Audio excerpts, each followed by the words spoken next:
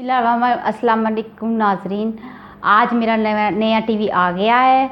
इसको मैं वाईफाई पे लगाऊंगी और यूट्यूब चैनल मैं बहुत शौक़ से देखती हूँ। मेरे जो बच्चे वो भी बहुत शौक़ से यूट्यूब चैनल देखते हैं। अभी थोड़ी देर बाद मैकेनिक आएगा, मैं इसको अपने बेडरूम में लगवाऊंगी।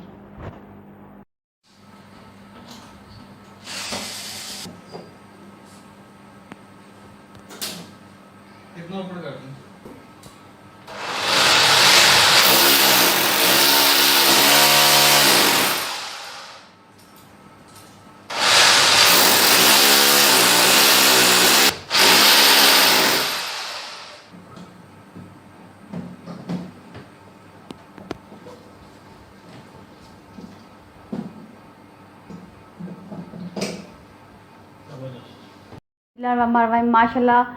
माशाल्लाह से मैंने अपना टीवी बेडरूम में यहाँ सेट करवा लिया है। इसको केबल से नहीं, वाईफाई पे मैंने चलाना है, ठीक है।